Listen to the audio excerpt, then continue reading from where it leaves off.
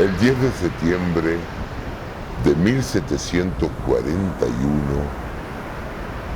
se autorizó a Tomás Navarro, por licencia real, a introducir desde la costa de Guinea, África, 2 navíos de 300 toneladas cada uno para cargamentos de negros.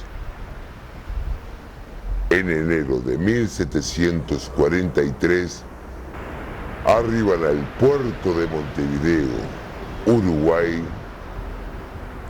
los buques de la Centista con 141 esclavos.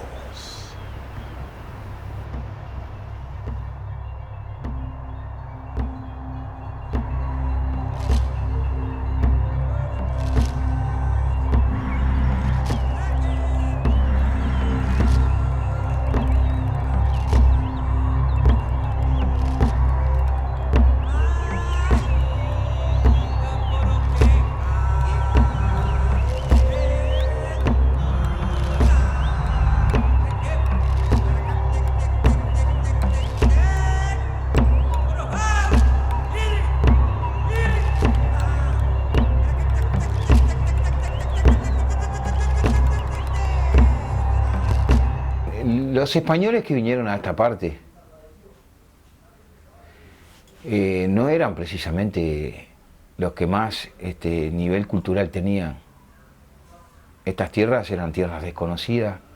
Acá vino gente muy humilde, muy ignorante y analfabeta, si se quiere, a poblar estas tierras. Entonces, dentro de lo que era su ignorancia, cuando ellos toman contacto con los esclavos, lo primero que hacen es reprimirlos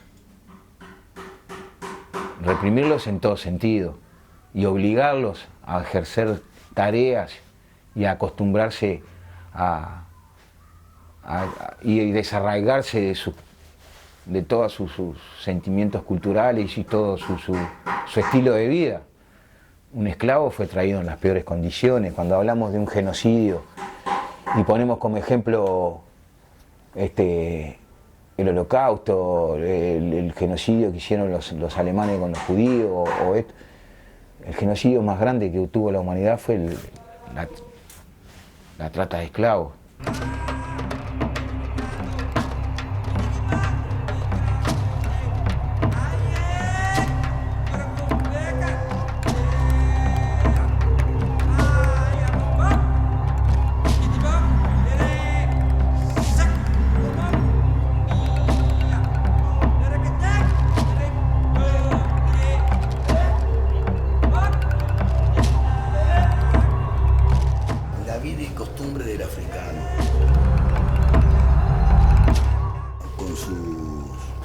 Elementos de caza,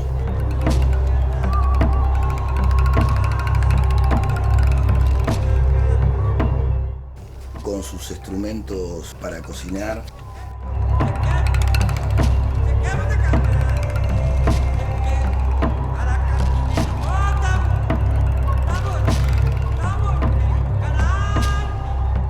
El tambor, ¿no? Su elemento de transmitir de repente, comunicarse con otro, o para cantar sus rituales, o su medio de vida.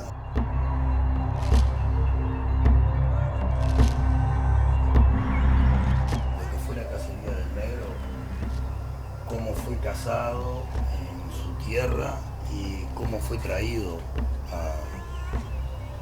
a esta parte, ¿no? En el cual les tiraban redes, luego los encadenaban.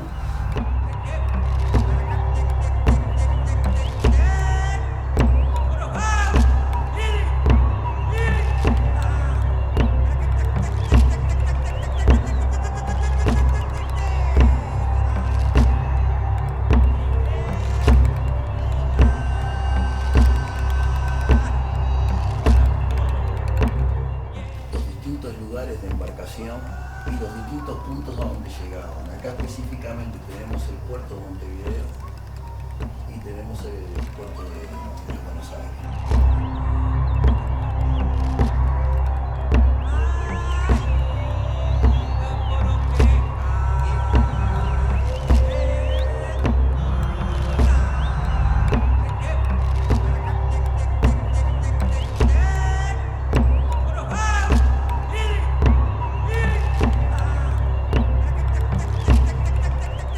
trabajaban en lugares muy reducidos, apretados, poca alimentación, poca agua. Aquel que se rebelaba, lo azotaban.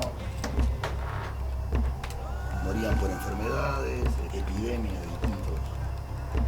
de distintas índoles. Era mercancía, o sea, el que sobrevivía, sobrevivía.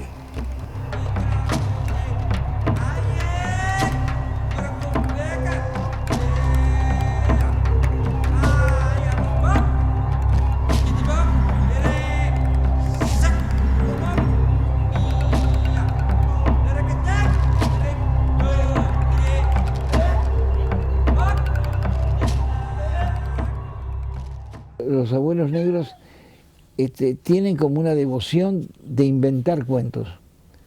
Cuentos que se pierden en la acústica de la ciudad, y cuentos irrecuperables, porque quedan, son inventos que los abuelos van poniendo en los oídos de los nietos para que se duerman. Son cuentos de fantasmas, cuentos de cobras azules, de leopardos, de diablos que se escondidos en la selva. Es una imaginería extraordinaria. Andale ya en mi calagüesa, y mi yokungi angandiema, guayo tundi undumbarde, habían diki andangundiema.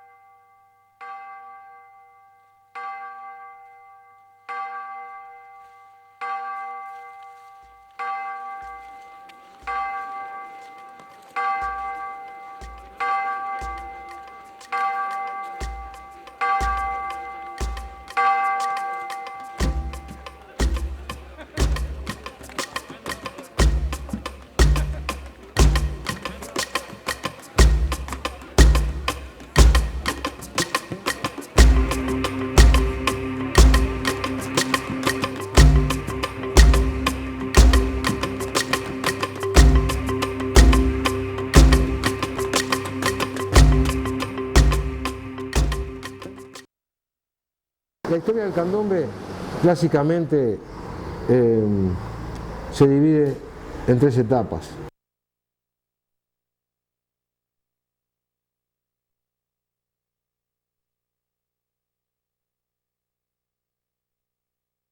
La primera es aquella en la cual no existe documentación alguna,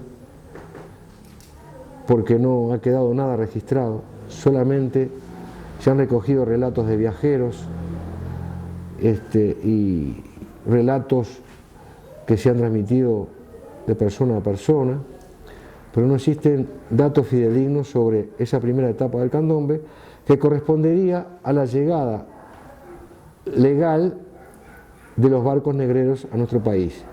Esto se sitúa aproximadamente a mediados del siglo XVIII, alrededor de 1750.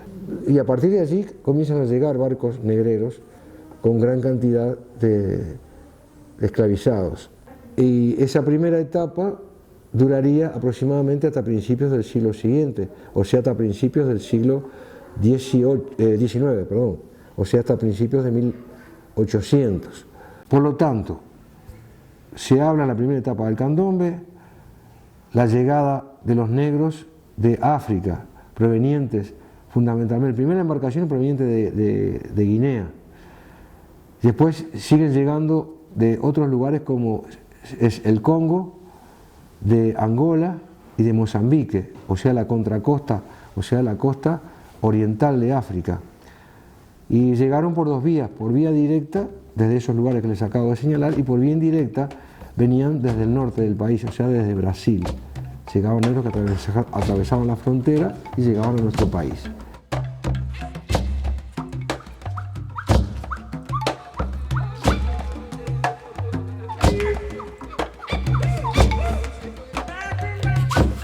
Desembarcando el castigo en el cual al negro lo estaqueaban de una forma muy peculiar, ¿no?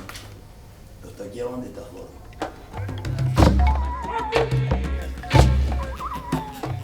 los marcaban como si fueran animales en la frente o en el cachete, una parte del cuerpo visible, ¿no? Que era de tal persona. No era un ser humano, era un objeto, el rebelde la ahorca con él.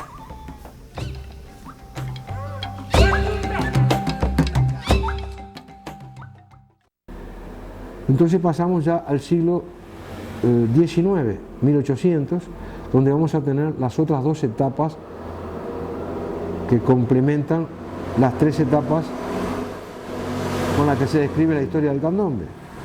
La segunda etapa es aquella que va desde el principio del siglo XIX hasta mediados o pasado mediados de ese siglo, pasado 1850-51. Y se caracteriza por dos cosas. Uno, en esta etapa aparece por primera vez la palabra candombe en un documento. En un periódico de la época, 1834, aparece esta palabra. Candombe, etimológicamente, significaría negrito, dado que dongue, en el idioma bantú, significa negro, y Ka es un diminutivo que está situado, puesto delante del vocablo, por lo tanto sería negrito, el significado etimológico de la palabra. Reitero que se mencionan danzas precursoras del candombe como la calenda, la bámbula, la chica, la semba. Todo eso lo podemos situar en el siglo XVIII. La segunda característica de esta segunda etapa del candombe es que el negro, muy observador, asimila lo que ve en esa época, que son los desfiles cuando las invasiones inglesas, ven también las danzas de salón de la época. El negro todo eso lo asimila y lo incorpora a estas danzas precursoras como la calenda, la bámbula y la chica, y entonces es cuando se describe el candombe propiamente dicho. Fundamentalmente lo hace Laura Ayestarán en su magnífica obra inconclusa, La música en el Uruguay, que describe la coronación de los reyes congos o angolas, que es una celebración que acostumbraban a realizar los negros cuando un guerrero era ascendido a la categoría de rey. Un guerrero que era ascendido, entonces se hacía toda una ceremonia en donde estaban los reyes, con todo su séquito, con princesas, todo un séquito, después estaban las parejas de baile y los tambores atrás. Era toda una romería, una gran fiesta de ver bailar a los negros libremente. Entonces, allí se celebraba la coronación de los reyes congos Angola. Primero al aire libre, como se los acabo de describir. Luego en locales cerrados. Locales cerrados que se denominaron salas de candombe o salas de naciones. Es decir, los negros se agrupaban por naciones según su procedencia. Entonces se acostumbraba justamente en determinados días festivos de ir a saludar previo a la fiesta del candombe a las autoridades.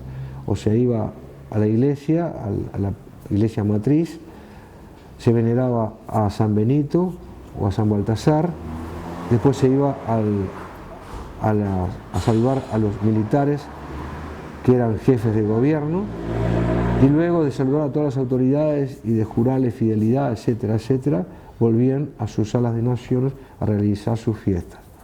Hay una especie de letanía, diríamos, o un estribillo que lo ha recogido muy bien Laura Ayestarán, que dice yeah, yeah, yeah, yeah, yeah, Luanda, Luanda, Luanda, Luanda, yeah, yeah, yeah, yeah, yeah, yeah, Luanda, Luanda, Luanda, Luanda, yeah.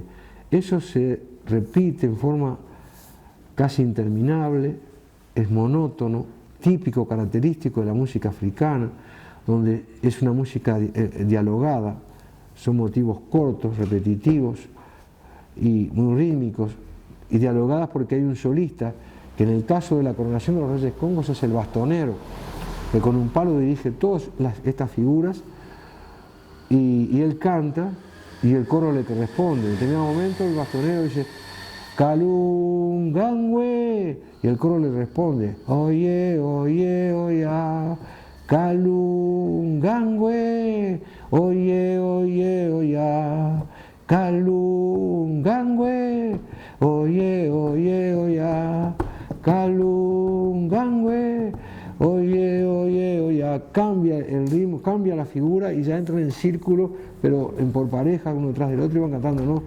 Endunda que gualabasipembe, endunda que gualabasipe, endunda que gualabasipembe, ye, que gualabasipe, ye, que gualabasipe. Ese ye, Luanda es el puerto de embarque de esclavos que está situado en Angola. Y ye es esa nostalgia, quiero decir, quiero volver a Angola.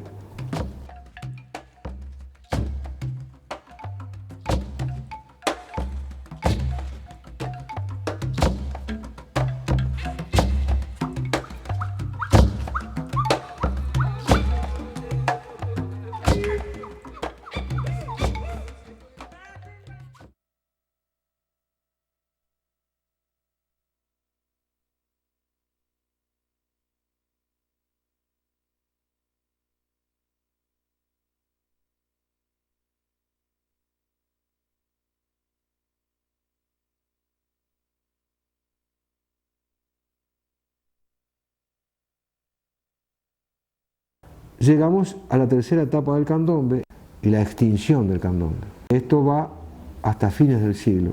O sea, que a partir de mediados del siglo, los negros africanos comienzan a decaer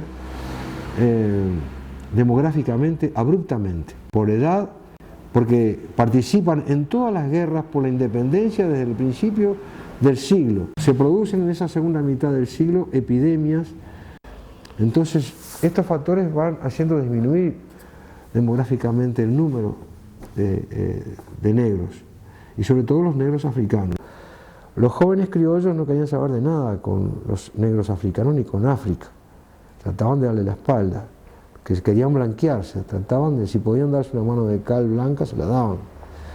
Pero, es decir, tratan de rehuir a sus tradiciones, a sus costumbres, cosas que eran vista, me imagino, con los negros africanos lo veían con mucho dolor, porque era estar dejando un poco de lado lo suyo. Se dice que entre 1890 y 1900 se extinguen las salas de candombe, que muere el candombe como tal. Formemos rueda de los candombe, Maguise, Congo, Mina, Luanda, todas naciones toquen rimbombe, con Rey Angola, Felipe, Umbanda, formemos ronda del tamborí, casa, candombe, calle y bicuí, suenen los parches con frenesí, casa, candombe, calle y bicuí. Este barrio fue un barrio sensacional.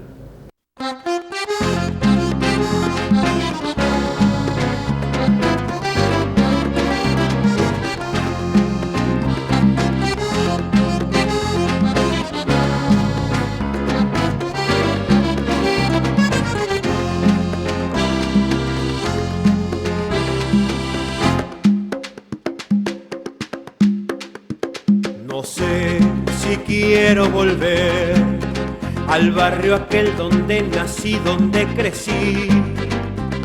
No sé si quiero volver al barrio aquel donde toqué mi tamboril. No sé si quiero volver al barrio aquel donde viví de chiquilín. No sé si quiero volver al barrio aquel donde tuve mi cuchitril. En el caso particular, para mí, no hay mejor barrio en el mundo que este, mi barrio. Barrio Reus al sur o barrio Encina. Se llama Reus porque el responsable de la construcción de este barrio fue un español, don Emilio Reus. Barrio Reus al sur son dos manzanas que ustedes pueden ver aquí enfrente. Este era un barrio que estaba destinado, estas construcciones, para la clase media y clase media baja, para la clase humilde, clase obrera, y estaban construidos a similitud de las construcciones francesas, con dos plantas y una tercera como una buhardilla con techos a la mansard, de tal manera de que ediliciamente esto era un barrio típicamente francés, esto era un barrio de París. Yo me pude dar cuenta de ello cuando tuve la oportunidad de estar en París. Es decir, yo siempre soñaba con conocer París y jamás me daba cuenta que estaba viviendo en París, hasta que estuve, cuando estuve ahí digo, pero si esto es mi barrio. Y arremetió la camionada acorazada en atropellada contra el bastión. Al frente del pelotón, la milicada desaforada rompió la entrada con el marrón. A golpe de hacha cambiaron tu facha. Mi nombre es Carlos Páez Vilaró.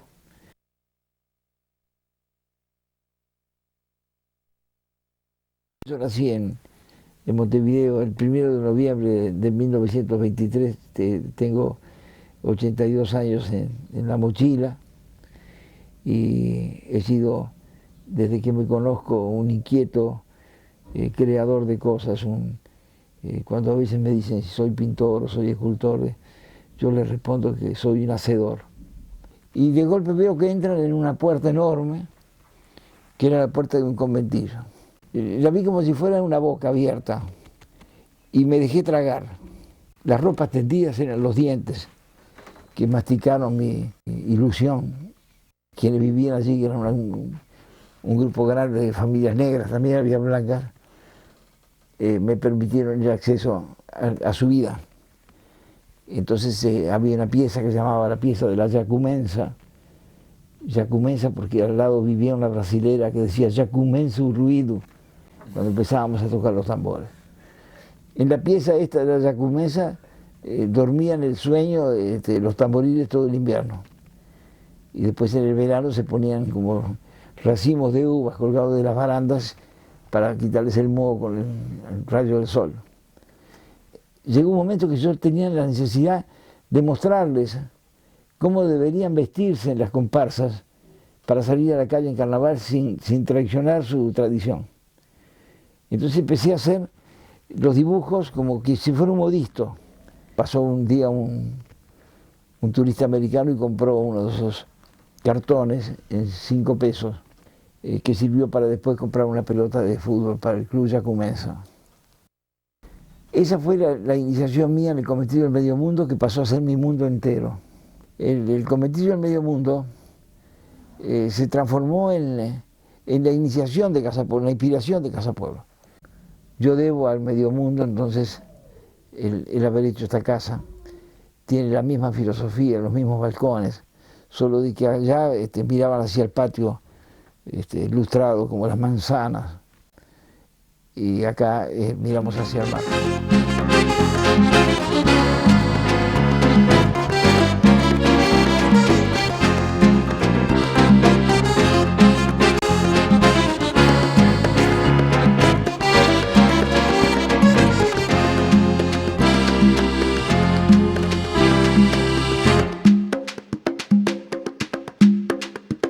Primero cayó el cordón de la ropita recién lavada de ña Leonor, y luego se encaprichó con la escalera que en tembladera se desplomó. Después vino lo peor, junto a los bultos y los abuelos la botijada subió al camión. Cuando arrancó el motor, el barrio entero sintió un balazo que le dio justo en el corazón.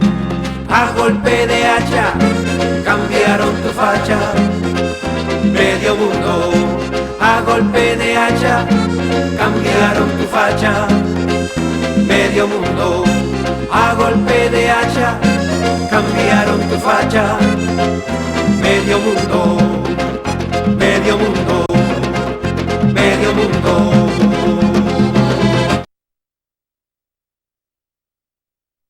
Yo me llamo Fernando Núñez y mi apodo popular que la gente me conoce por Lobo Núñez.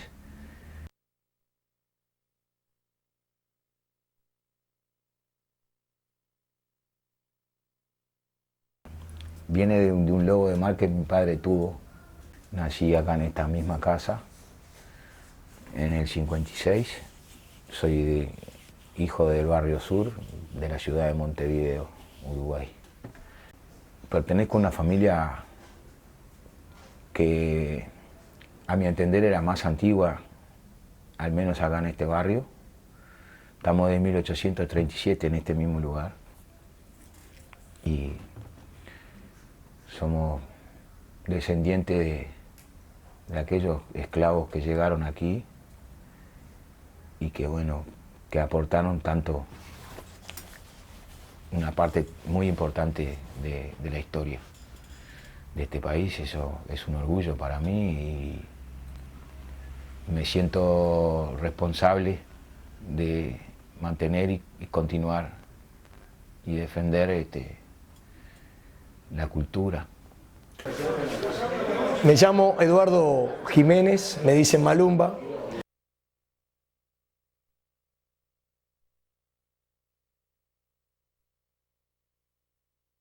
Mi familia nació en Ancina 1015. Toda mi familia vivía ahí. Los cuentos de mi abuela eran de esa casa. El candombe era un lugar donde los negros esclavos de Montevideo colonial realizaban su danza de litúrgica reminiscencia africana, en el cual nacieron estos tres tambores: el chico, el piano y el repique. Aprendí con un amigo lo que no sabía del tambor, que era cómo hacerlo. Varios de nuestros compañeros no fuimos a aprender. Nacés con eso.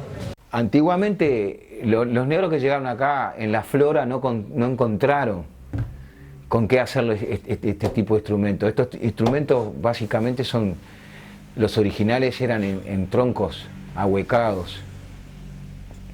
Nosotros aquí no encontramos en la flora nada para ahuecar, no hay árboles como para hacer eso, y los árboles que hay no permiten ser ahuecados porque son madera muy dura. Y bueno, llegamos al punto de convertir en aquellos tiempos una barrica o un barril, que eran los recipientes de la época, los convertimos en estos tambores. Al desaparecer ese recipiente, los que hacemos tambores nos tuvimos que ingeniar para convertir un tablón, una tabla, en un tambor. Ya es un trabajo mucho más, si se quiere, sofisticado, de mucha más dedicación. Y es artesanal. Disculpen el ruido del taller, pero están en un lugar donde se hacen tambores y es parte del sonido de la casa.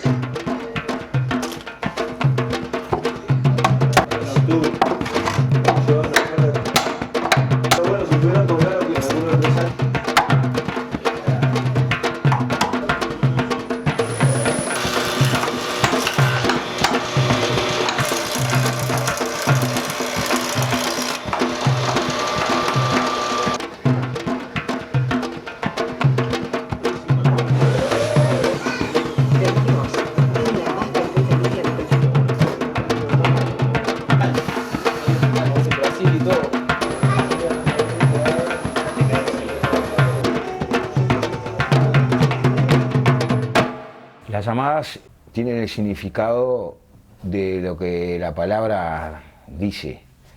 Era salir, de acá salíamos dos, un chico y un piano, y nos íbamos tocando hacia el este. En el camino nos escuchaba algunos participantes de la cuerda, pero que vivían en el barrio. En el trayecto se iban uniendo a la cuerda de tambores, cuando queríamos acordar, en vez de 2 ya éramos 15, porque se iban sumando y se iba agrandando la cuerda. Eso se llama que los 2 primeros salieron y llamaron a los demás. Te van llamando con el toque. Y también dentro del toque, los pianos van hablando entre sí rítmicamente, y yo, por ejemplo, cuando quiero que me conteste otro piano, llamo con el mío, con un toque. Nos vamos llamando y contestando. Porque hay una contestación que todo viene de la parte africana, o ellos se llamaban o se comunicaban por intermedio de los tambores. Entonces, en el aspecto de llamada, cuando resongan los pianos o cuando están los repiques, que yo digo alternando, que hace uno una secuencia, ¿no? Y baja madera para que el otro le conteste a ese repique. Lo mismo pasa en el piano. Tienen una contestación cada uno y cada barrio tiene su manera de repicar, ¿no? Por ejemplo, yo te puedo hacer el del piano, que es en el tambor que yo me metí, ¿no? Y el otro le contesta. Y el otro. Siempre hay como una comunicación, pero eso tiene que ser de a uno. No pueden ser todos juntos. Si no, no está eso. Y quizás, digo, yo lo recibí de repente de familiares, amigos, de mi familia y de muchas personas más. Pero me fue quedando y lo fui entendiendo. Lo fui comprendiendo. Entonces, digo, cuando se hablaban de comunicación, de conversación entre tribus, digo, ahí había una comunicación. Y pienso que esto es una charla, un diálogo interno entre los tambores. Los tambores, bueno, son 3 y tienen su toque particular, ¿no? Como ven, acá tenemos un piano, que es el tambor que yo prefiero para tocar, me gusta más. Es el más grave, es el que lleva lonja más gruesa. El tambor, el candombe, se toca con palo y mano también.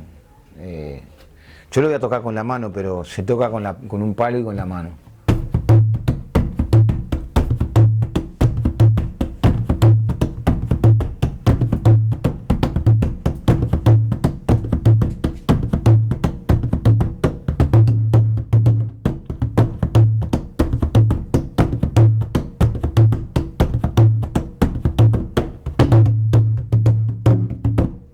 Este sería el tambor piano, y esa es una de las tantas frases que tiene este tambor.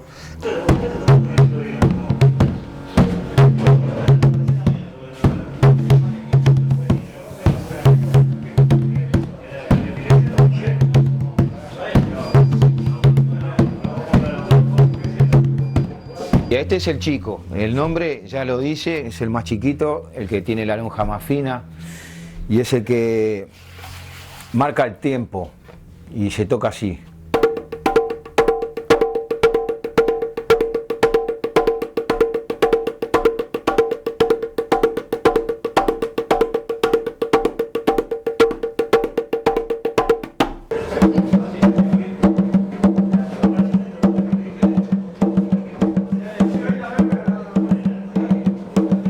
Hay un chico liso y a veces para acompañar se hace un chico repicado.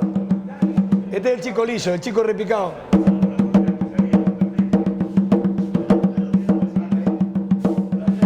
Llena más en la parte del acompañamiento, ¿verdad? Y le da un poco más de melodía. El tercer tambor es el repique, y es el que más improvisa y se toca así.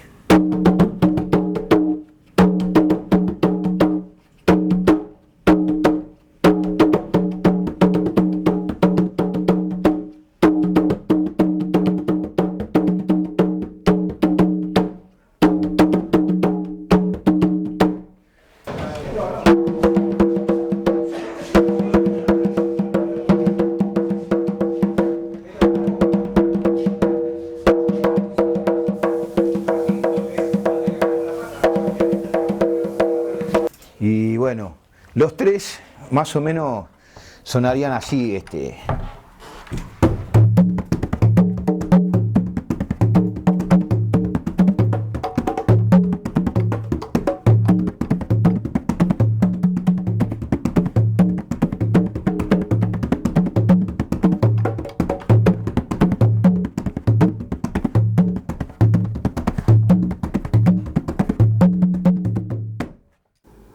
Candombe, si tiene 2 ritmos de base, tiene con el bombo cuando existe y el chico son la base.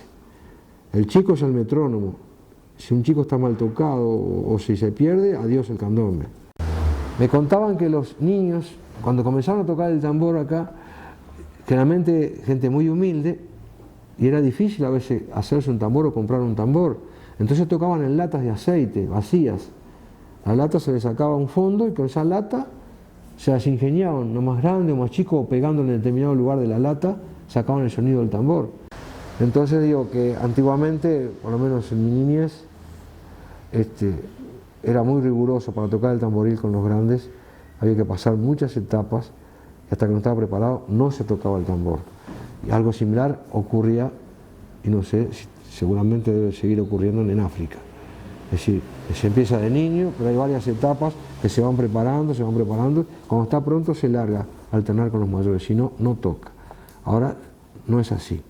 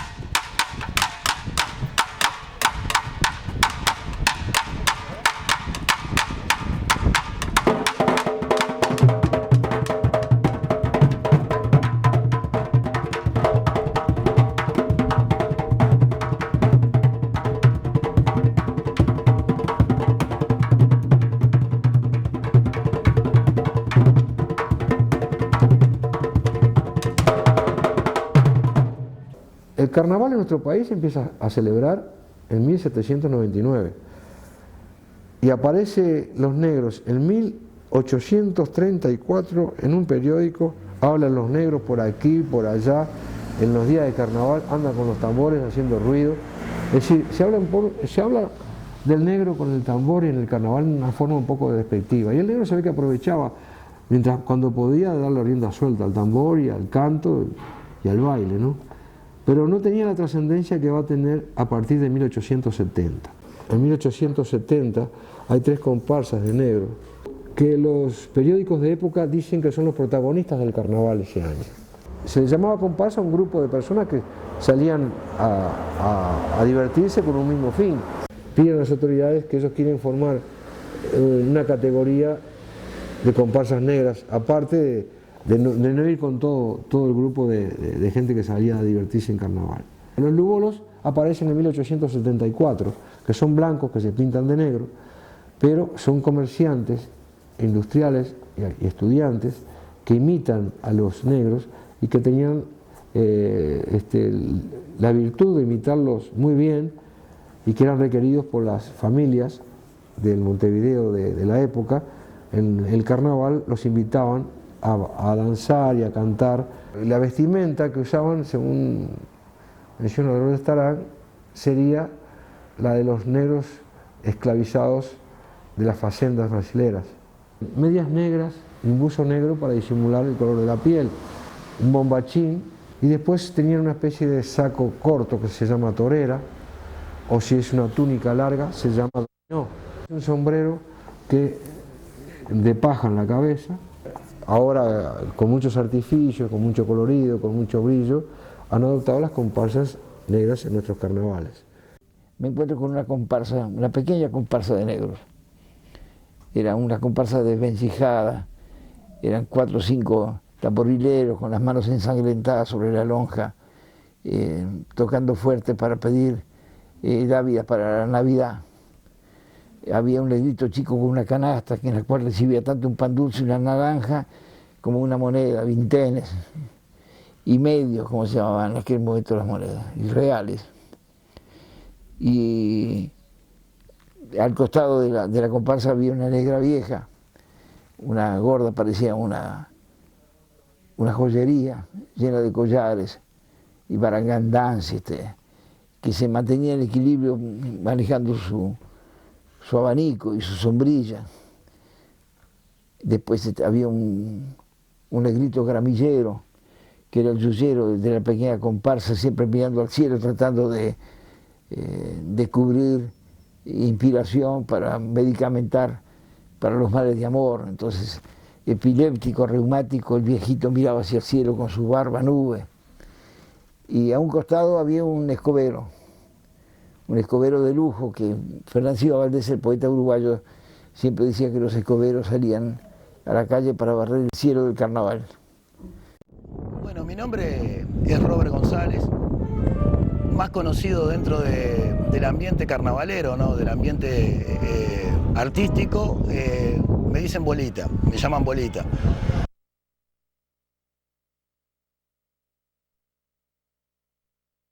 Nací un 22 de agosto de 1954 en un barrio como este, acá atrás en la calle Minas, en el 1024 de la calle Minas, ¿no? En el cual prácticamente mamé desde muy niño lo que tiene que ver esto tan grande como lo que es el candombe, ¿no? Yo me siento orgulloso de poder ser uno de los personajes típicos como es el gramillero. Este personaje era el médico, era el consejero espiritual dentro de la Sala Naciones. Era el yuyero, a través de sus yuyos él curaba a sus semejantes. Yo desde muy joven trataba siempre de imitar a mis mayores en la cuestión de la danza, imitar al gramillero. Al correr de los años me di cuenta que tenía que saber un poco más de ellos. Hoy en día soy un convencido que la danza de gramillero es totalmente espiritual, es totalmente religiosa, porque la cultura que esos africanos lo que manifestaban dentro de la Sala de la Nación era totalmente cultural, totalmente ancestral y espiritual y religioso. Como esclavos vinieron en el barco con lo que los cazaron allá en África, ¿no? En su tierra natal, en el cual acá se tuvieron que adaptar con la ropa de sus amos, o sea, la levita, la galera. Es una ropa española, es bueno saber lo que se está haciendo. Por eso mi preocupación desde joven fue llegar a lograr tratar de hacerlo el personaje lo mejor posible, o lo que siento yo, la danza, y también poderlo transmitir para que quede, para nuestros jóvenes, nuestros hijos, nuestros nietos, que sepan qué es lo que se está haciendo. En Sala de Naciones, el gramillero vendría a ser el rey, la mamá vieja vendría a ser la reina dentro de la Sala de Naciones, en el cual tenían un lugar muy de poder. Da la coincidencia que justamente se da de que mi señora es mamá vieja y yo soy gramillero. Quiere decir que en nuestra casa somos el rey y la reina.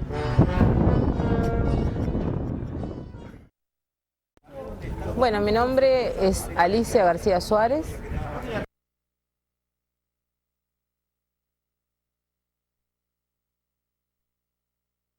Nacida en el barrio Palermo, uno de los barrios tradicionales para la cultura afro, que es este barrio.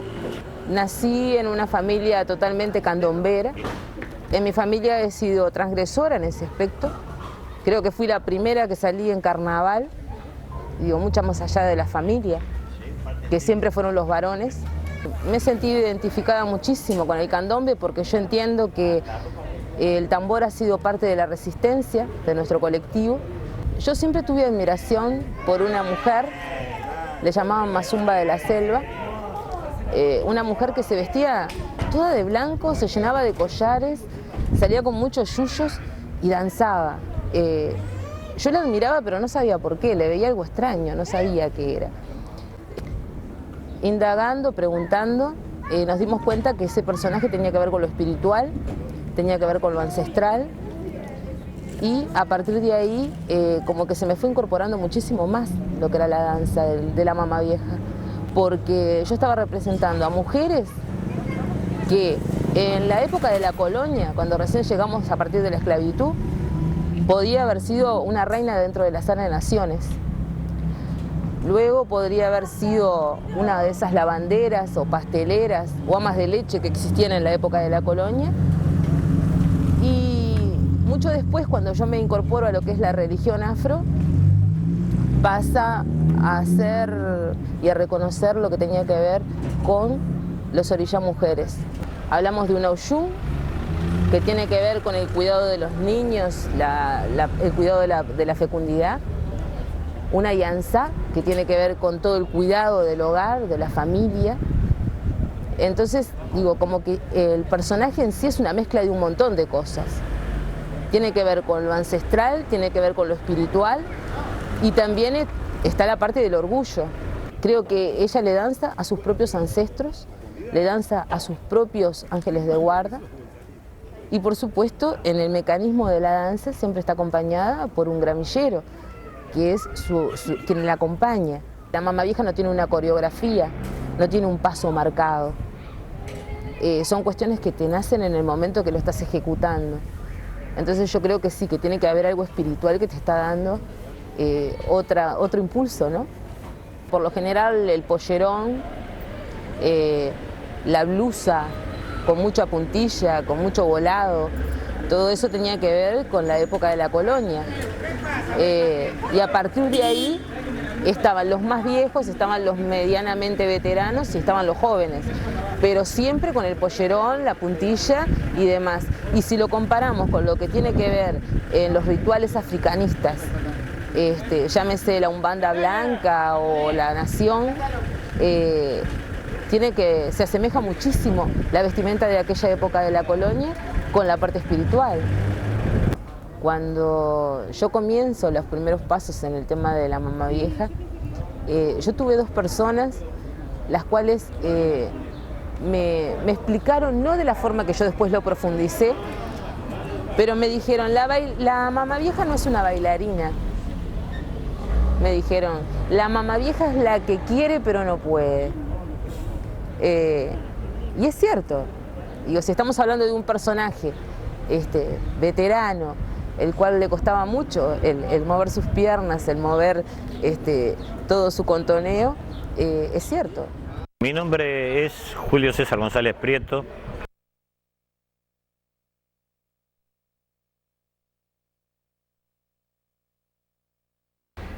En este momento estoy situado justamente en un barrio fundamental de nuestro Montevideo. A mis espaldas queda lo único de Barrio Reus al sur, lo que es el barrio Ancina. El escobero es aquel personaje que a través de su escoba, ¿no?, va limpiando el aire y se pasa su escoba por su cuerpo, haciéndola girar para limpiarse él mismo. Es uno de los protectores de toda la nación, hablando de África. Y es el único que mantiene la reminiscencia africana, porque es el único que usa dos taparrabos. El escobero antiguamente se llamaba en la Sala de Naciones el bastonero, y siempre tuvo que manifestarse porque era un muy buen bailarín. En la danza del escobero tiene que ser muy buen bailarín, si no, no puede ser escobero. Ya es un malabarista, puede manejar muy bien la escoba, pero si no baila con ella, pasa a ser un malabarista. Hoy por hoy, las autoridades que hacen la llamada o el concurso del desfile están mucho más organizados, Pero en la época de 1900, estoy hablando justamente de 1900, no decían las autoridades quién desfila primero, quién desfila segundo. Había una disputa entre las comparsas y los que justamente hacían esa disputa, era como una guerra, una riña de gallos, eran los escoberos, donde tenían que bailar siempre girando la escoba. Valía zangadilla, valía codazos, y el que caía o que se le caía la escoba era el que perdía.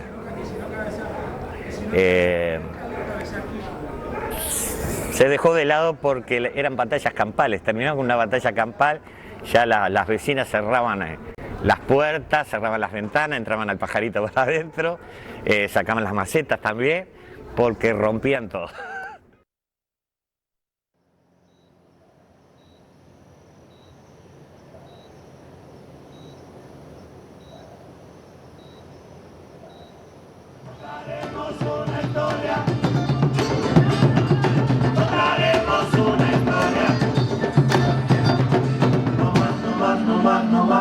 No más,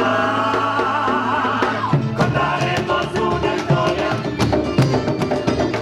contaremos una historia, contaremos una historia. No más, cadenas. Me llamo Luis Alberto Pereira Luna. En la cual soy el director general de la comparsa de negros y lugolos Estrellas Negras.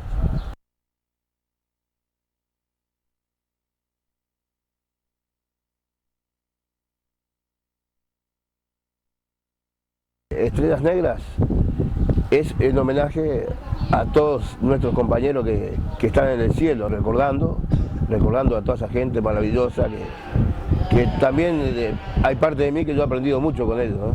Con los artistas que hay de trayectoria, va a haber un contagio hacia la juventud. ¡Vamos, negro! ¡Llegó la hora!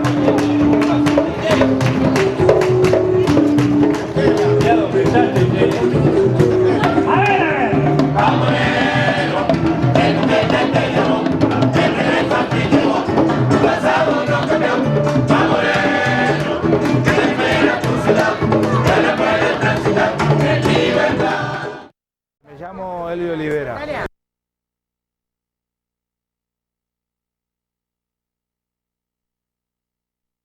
Vengo de una familia de candomberos. Apostamos al proyecto Estrellas Negras como un proyecto en común y como un proyecto de amistad por sobre todas las cosas. Y en el año 56 se oficializó por primera vez el desfile de llamadas, es decir, la fiesta del negro propiamente dicha dentro de carnaval. Desde esa época en adelante ya este año cumplen 50 años las llamadas y bueno, y para el negro es todo un ritual. El teatro de verano es el concurso oficial de agrupaciones de la comparsa. Lo que hace es demostrar toda su jerarquía artística en todas sus facetas la comparsa. Guarda de tambores, interpretación artística a nivel musical, a nivel coral, cuerpo de baile, coreografías, puesta en escena y escenografía. El conjunto de todo eso se ve reflejado en el concurso oficial de agrupaciones, que en esta oportunidad es la categoría de negros y lugolos que nos corresponde a nosotros. Y bueno, y en esa categoría concursamos, bueno, con todos esos elementos que te acabo de nombrar, y concursamos también se concursa por un puesto, ¿verdad?, de privilegio. Y esa es la gran diferencia entre las llamadas y el teatro de verano. El teatro de verano es un concurso oficial. Las llamadas es un ritual ancestral que viene de muchos años atrás, que se oficializa a partir del año 56.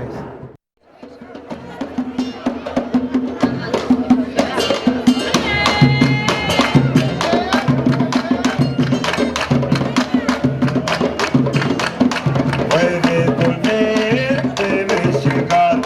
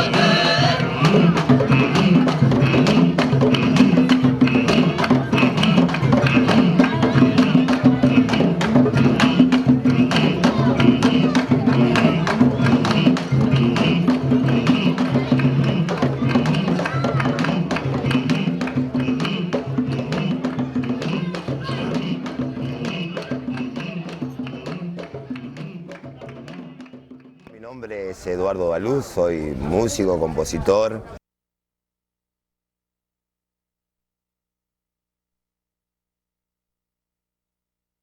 Lo importante era trabajar con la música que a uno lo identifica, el candombe. Soy un estudioso de lo que es nuestra música, trato primero de empezar a conocerla para después tratar de proyectarla hacia los demás. Compongo para carnaval, para comparsas, hace muchos años que compongo candombe. El candombe y la milonga son música orillera, música prohibida en sus comienzos. Era música un poco que era de los mestizos, de los mulatos, era una música que la sociedad en sí, entre comillas, aquí no aceptaba, o sea, no era música culta. Empecé a escribir, o sea, un poco la realidad de lo que vivimos, no solamente la raza, sino lo que vive nuestro pueblo, de nuestras vivencias, de las cosas que a veces los negros también queríamos contar. Mucha gente estaba equivocada, pensaba que el candombe solamente el candombe de asfalto, candombe de llamadas, y tanto el candombe está de repente en la calle, como puede estar en el Teatro Solís, como puede estar en cualquier parte del mundo, ¿no? Y que lamentablemente a veces nosotros no nos damos cuenta que es uno de los pocos ritmos en el mundo vírgenes que queda todavía. Es lamentable por una parte de que no se conozca realmente la dimensión como se tiene que conocer. Por lo bueno es que es uno de los pocos ritmos que está quedando vírgenes, porque otros ritmos que han salido de distintas partes del mundo como que se han empezado a perder su origen. Ojalá supiéramos realmente de dónde provenimos nosotros. Sabemos que de una partecita de ese árbol, o sea, como en una de las canciones yo tengo, bueno, queremos saber realmente de dónde somos, de dónde venimos y quiénes realmente para atrás de nosotros no sabemos, porque tenés que fijarte, nosotros no vinimos porque quisimos, nos trajeron.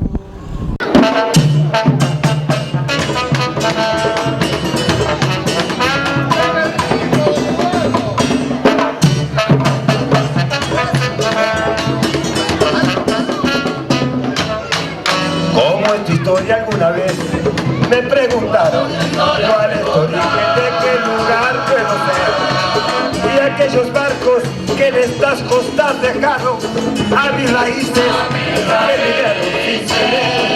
¿Dónde estarán? Quiero saber qué fue de aquello que los libros no le han dado su lugar. Fue mi raza ayer también y las dejaron para que todos tengan hoy su libertad.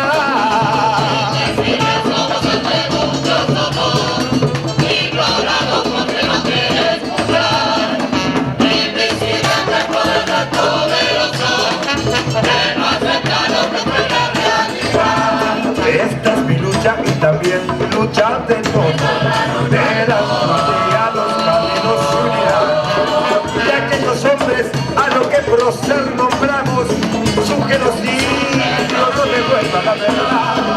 Soy mensajero, soy sentir, voy pregonando por esos pueblos que me quieran escuchar, reivindicar la historia que nos he contado y mis ancestros puedan descansar en paz.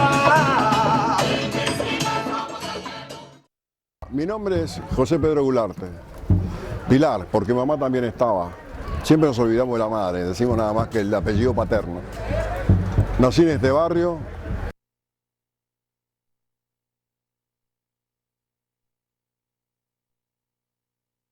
Este barrio es muy especial, es un barrio olvidado. La incursión en cuanto a la cultura negra, o sea, el candombe, fui como todo niño, iniciado cuando tenía apenas 6 años. El candombe es uruguayo y es tanto para negros como para blancos. Se han insertado muchísimos blancos que tocan. Quizá la parte más difícil, o sea, el meollo del asunto en cuanto al candombe es que quien toca, que lo sienta.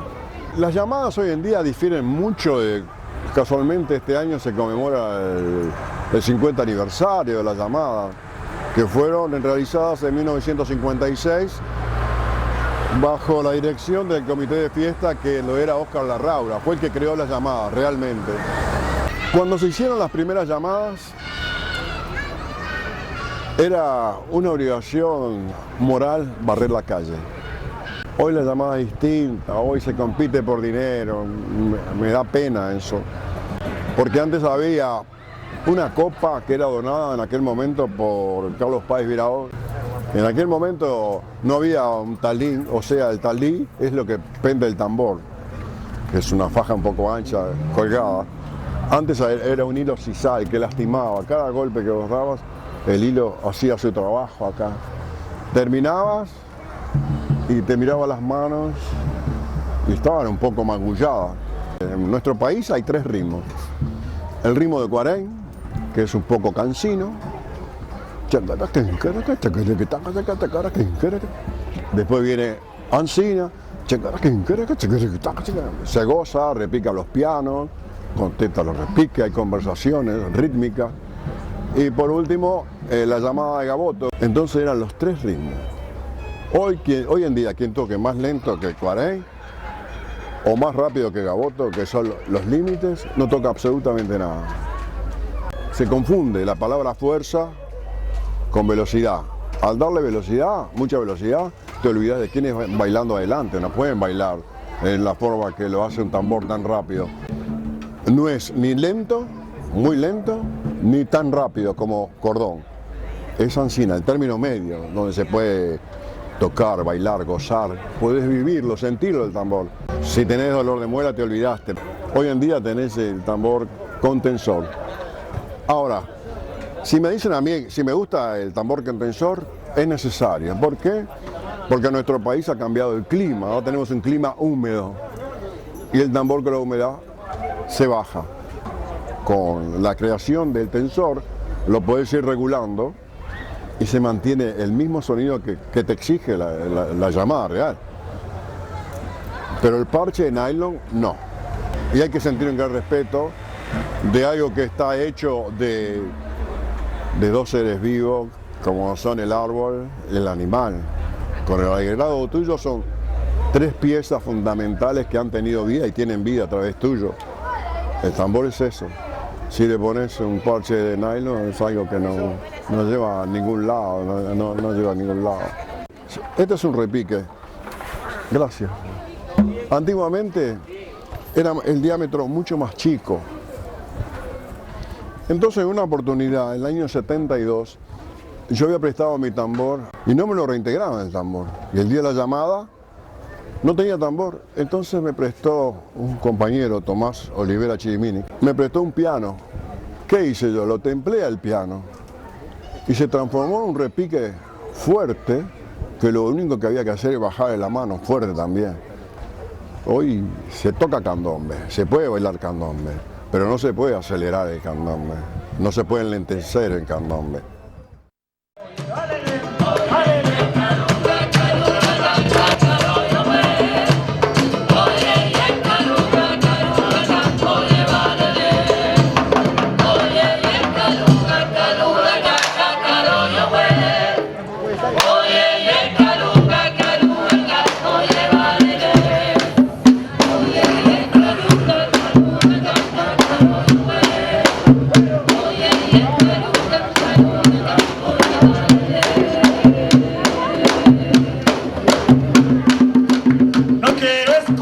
Lamentos, cantos africanos, ¿qué dirá de mí el resto de la sociedad?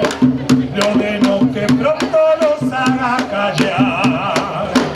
Ay, mi pobre niña, ¿qué ejemplo tendrá? Mi nombre es Pedro Tavares.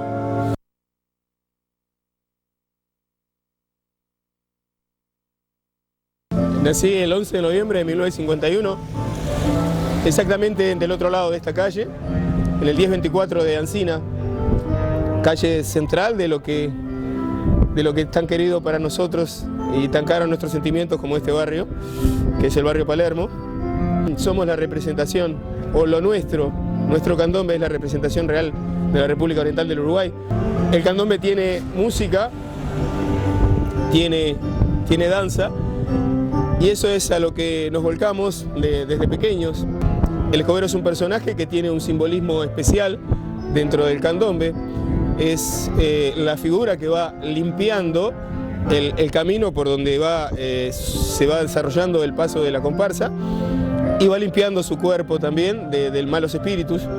Por eso la escoba debe girar sobre su mismo eje sobre todo el cuerpo para limpiar y sobre todo el espacio físico para poder limpiar el camino de la comparsa. Y dentro de la habitación donde vivía, el cuarto que yo tenía, bueno, rompía espejos y jarrones durante todo el año y me he llevado unas cuantas palizas por querer estar haciendo lo que hoy día se mal llama malabares y que son filigranas con la escoba.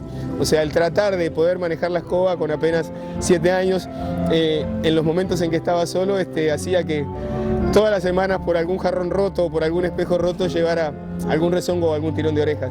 Y a lo mejor eso incentivaba más a que a uno quisiera ser en realidad un escobero, ¿no?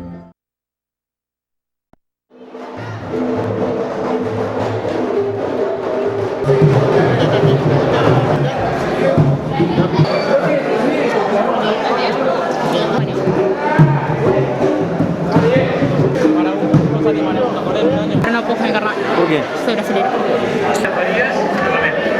Vamos sacando la duda, pagar.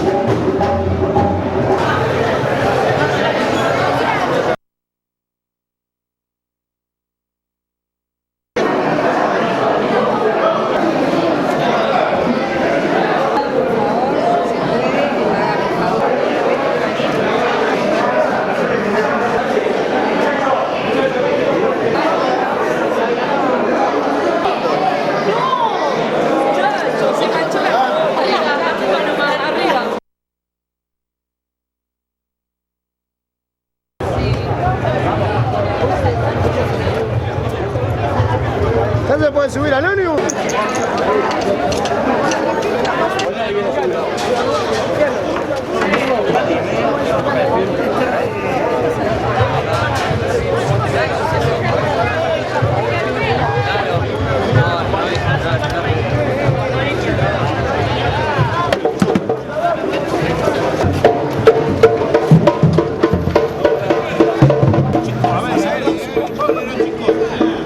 No, compré con metillo.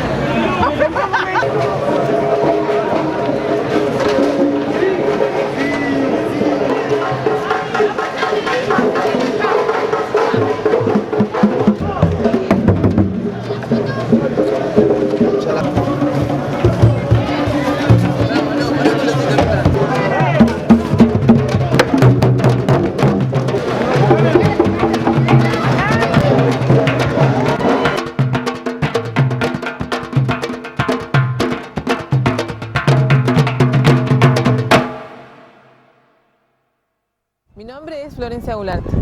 Mi nombre es Janet Álamo.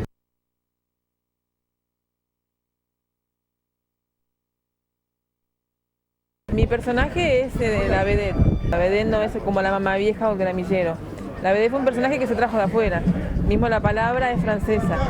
Y la vedette la trajo un poco mi tía abuela, que se llama Marta Gularte. Dentro del cuerpo de baile se destacaba una mujer. Tiene que tener mejor físico, de sentirse un poco observada, eso sí también. Pero sí, como el centro, ¿no? Claro. Ya tenemos muchas plumas atrás, entonces uno se mide lo que hay atrás, a los costados, pechamos, metemos las plumas en la cara, es muy típico eso. Tiene que bailar adelante de los tambores, la vedette nunca bailó delante de los tambores, eran los personajes típicos los que bailaban adelante de los tambores. Hoy en día es la vedette. Cuando uno está bailando, digo... Tenés que estar bien.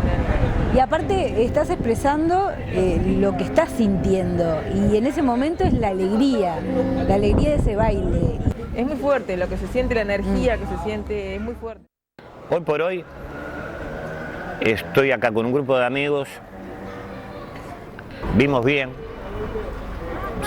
sacar Estrellas Negras de este barrio. A este barrio le faltaba vida, le faltaba una comparsa que defendiera justamente esta razón, pero fundamentalmente esta edificación, ¿no?, que lamentablemente fue destruida por un gobierno de facto.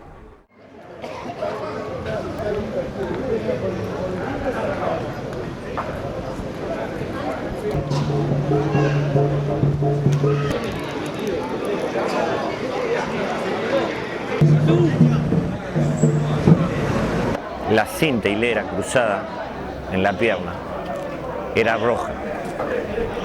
Significaba, por los latigazos que le daban a los amos, la sangre. Pero después se cambió al blanco, y el blanco significa ese cruce de latigazos. Cuando la herida seca, en la piel negra queda blanca.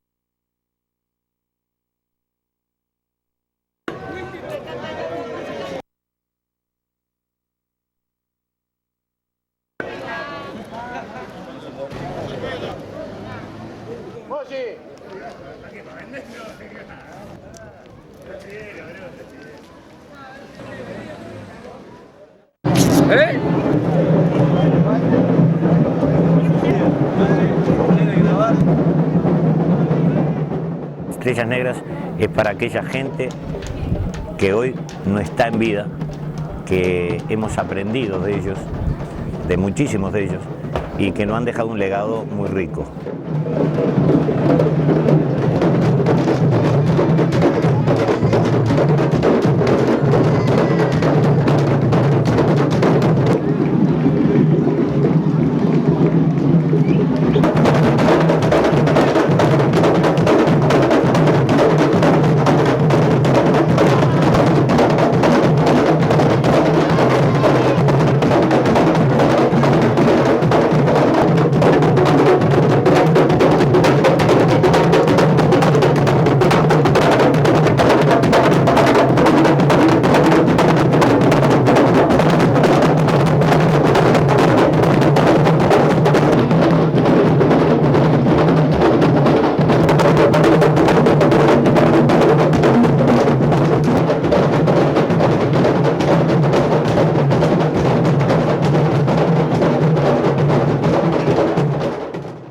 El instrumento del tambor es en el único país que se toca con palo y malo.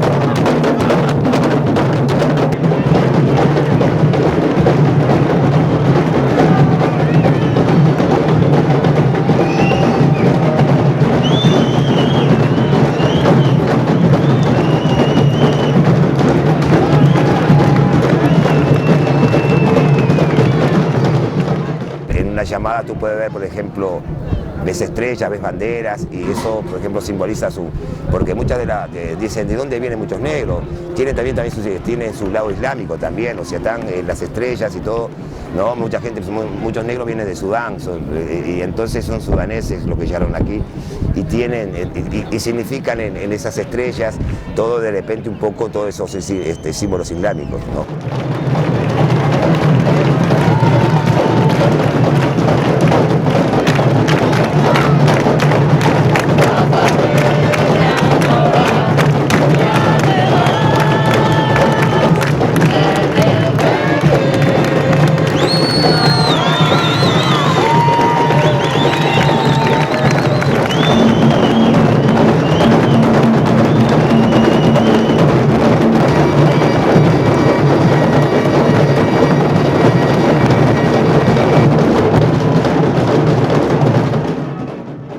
La mujer provoca al hombre y el hombre trata de conquistarla y la mujer lo elude y toda la danza se va a dar en eso. O sea, lo mismo ocurre con la mamá vieja, muy elegante, el Retea siempre baila con el granillero, con el negro viejo.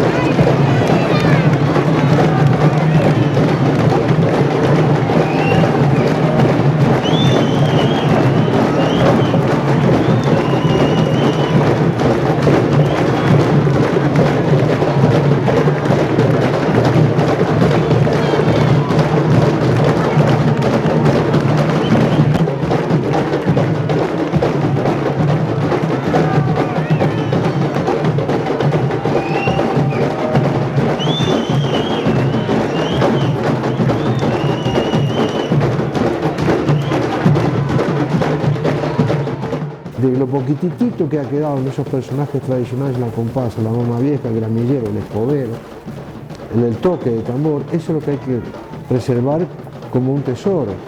Y es lo que no se dan cuenta, y bueno, y se pierde y se va perdiendo, y se va perdiendo, y seguimos así, llega un momento que se va a terminar.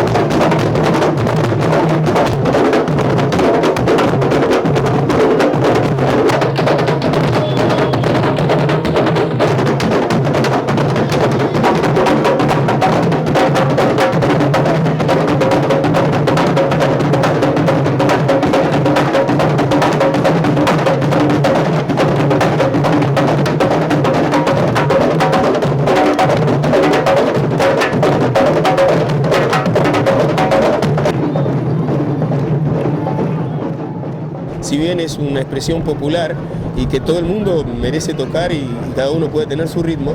Lo que no se puede cambiar son esas raíces, el simbolismo de los personajes típicos. O sea, eso le sacaría la esencia a lo nuestro, ¿no? Al candombe.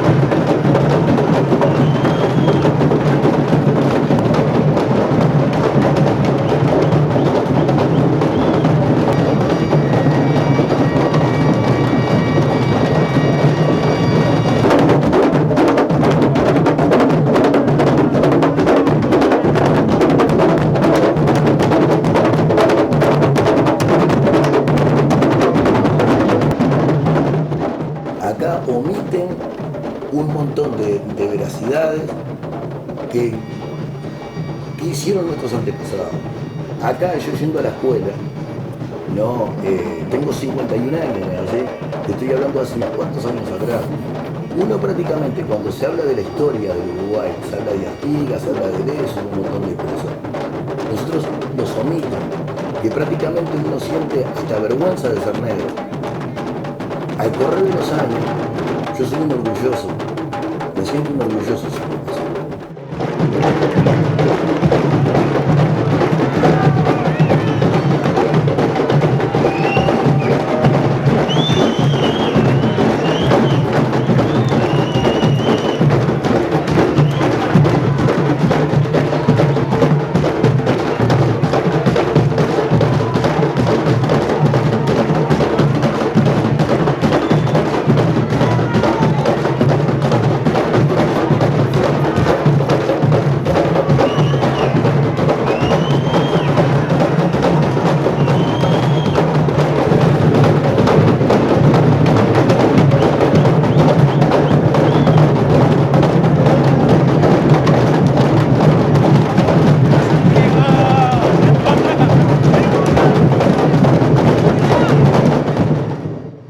Acá nosotros fuimos forjadores de la independencia de este país, fuimos impulsores de un montón de cosas y parte de la cultura uruguaya, parte de la cultura de ella es afro-uruguaya.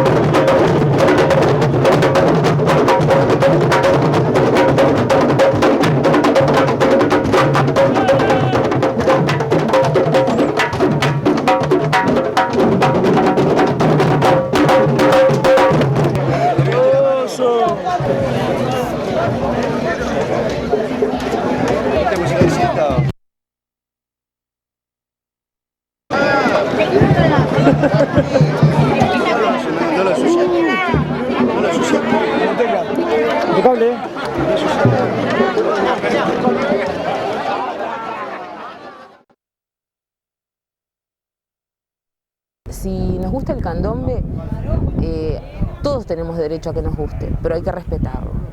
Yo pido el respeto muchísimo por el tambor. Un sentimiento, ¿no? Un sentimiento. El tambor para mí es lo mejor. Mejor. Por lo menos una vez al año tiene que ser como una especie de homenaje. El uruguayo tiene que bajar al Barrio Sur para aplaudir a los negros históricos. Yo debo al negro lo que soy si algo soy. Orgullo. Yo soy parte de esto, desde el candombe salimos y hacia el candombe vamos. Es como expresar nuestra cultura. Una pasión, es una pasión. Es una pasión. El candombe es el sentimiento que tenemos todos los afrodescendientes y que es la canción de cuna, es el himno, es la última canción y es la bandera que nos va a transportar por mucho tiempo. Candombe es popular, candombe es, si bien es de ciertos barrios de negro, que el candombe es así, yo creo que es una expresión. Un fuego interior que quema, que te hace vibrar y que realmente es ineludible sentirlo y bailar al escuchar su compás. Y para mí el candombe es sangre, es sentimiento puro. Para mí el candombe es mucho más que carnaval. Yo el candombe lo ejecuto todo el año, yo tengo mi show de candombe propio, también tengo mis proyectos de candombe. Digo, para mí el candombe es vivir, es mi otra parte de la vida.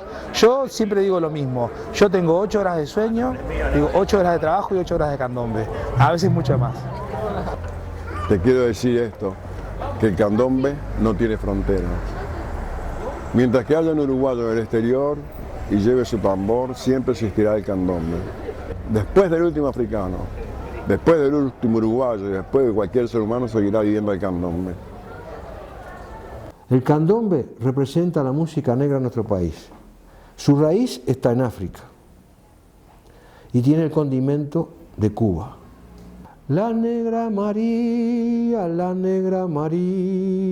la negra Lola, y la negra Lola, la negra María dejó de planchar y la negra Lola no va a trabajar porque el candombe ya va a empezar. Música honda que hace bailar, y al son de los cueros y su repiquetear, ya los negros bailan nada más. Ritmo africano, ritmo sensual, grande en la historia del pueblo oriental, Candombe santo, candombe bueno, que de mi vida sos lo mejor. De África y Cuba tienes la esencia y de mi patria el corazón. Candombe santo, candombe bueno, que de mi vida sos lo mejor. De África y Cuba tienes la esencia y de mi patria el corazón.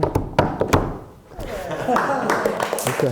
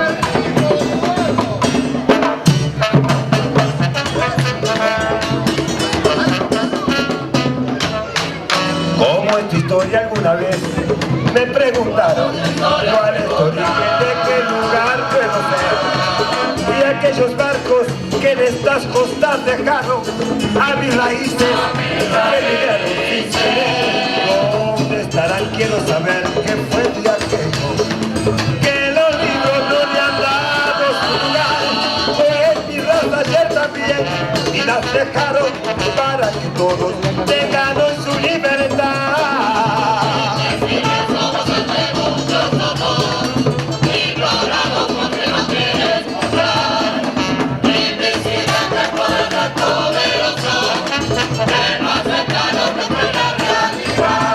Esta es mi lucha y también lucha de todos.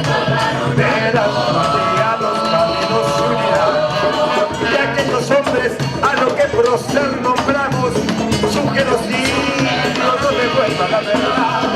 Soy mensajero, soy sentir, voy pregonando por esos pueblos que me quieran escuchar, reivindicar la historia que nos he contado y mis ancestros puedan descansar en paz.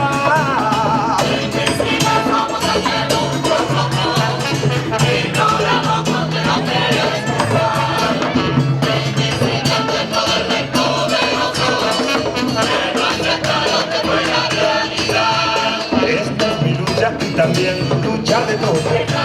Ver a los caminos unirán, y aquellos hombres a lo que prócer nombramos, su genocidio no devuelva la verdad. Soy mensajero, soy sentir, voy pregonando por esos pueblos que me quieran estudiar, reivindicar la historia que nos se ha contado y mis ancestros puedan descansar en paz.